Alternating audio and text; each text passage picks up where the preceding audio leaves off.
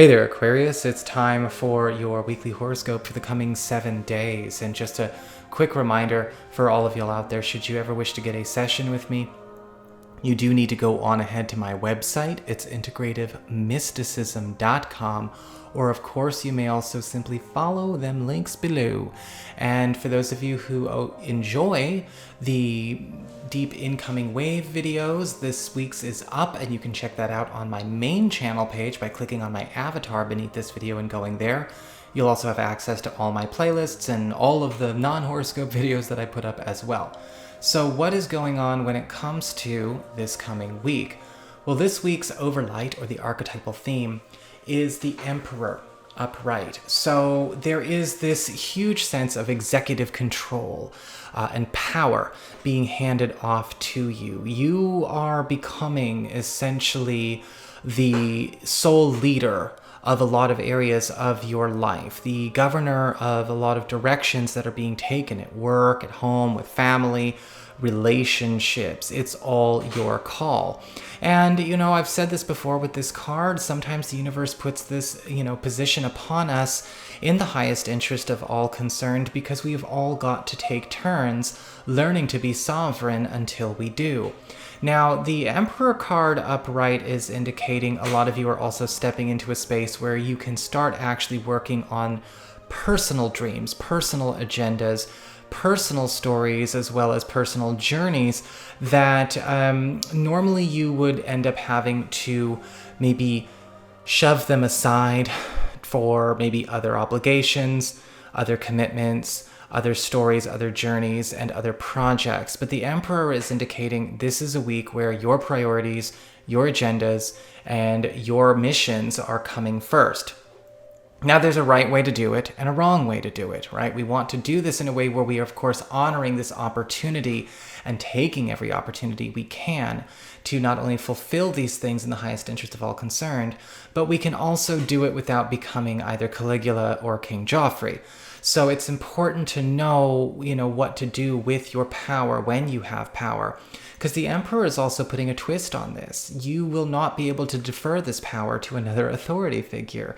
It's a really interesting time. The pressure may feel like it's on this week, but people will be listening to what you say. People will be following your directions and your commands. People will be honoring the decrees that you make. So make sure you are making the right ones. The Emperor card is also a time where we find that we have the support of everyone around us with what we are doing. Now, that also indicates that we want to make sure that we are not maybe dispersing that support, right? We don't want to scatter it around. We don't want that support to maybe be squandered. It's a powerful opportunity for you to step into a space where you are getting everything that you need. Just make sure that you are allocating these resources and this support to where it will do its best.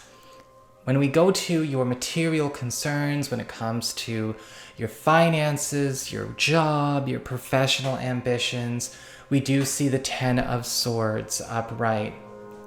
And I see both a very dark and very light energy in this at the same time. I do feel a lot of you will be ending a very long and protracted period of maybe a burdensome financial or professional journey this week. And this could be something that you choose to end yourself, you choose to quit, you choose to abandon, drop, or cut off. But it will feel as though it's a loss in a lot of ways, because it's something that cannot be repaired. It's not something that can be polished back to normal. If something is totaled, then it's totaled.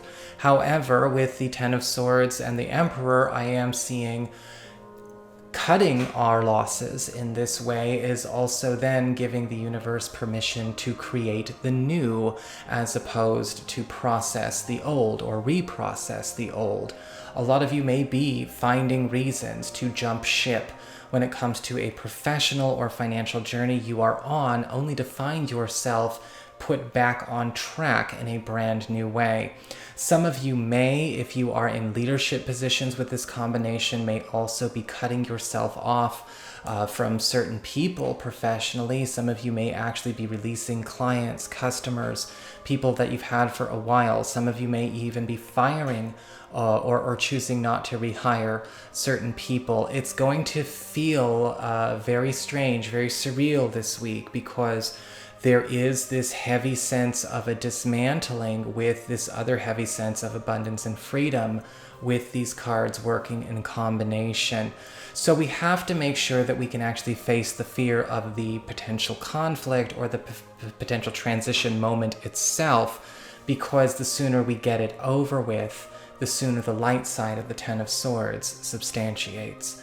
As we get to the Ace of Wands upright for your community, your friends, your relatives, other people in your life, we've got the Ace of Wands, which is giving you a huge boost when it comes to that social support we were talking about with the Emperor. A lot of you Aquarian people are embarking on possibly even a new enterprise, whether this is something that is a short-term gig or something long-term. It may even be a moneymaker. But a lot of you are also embarking on a new phase in life with a group or something, some kind of new adventure that is starting to amass around you a great deal of real, true blue friends, right? Friends that are connected to you through the love of who you really are, not what you portray, not based on anything external or superficial, such as maybe a creed or something, 3D like that, but something a lot more higher in its own vibration. And what I think that the Ace of Wands is indicating here is permission for you to step into that.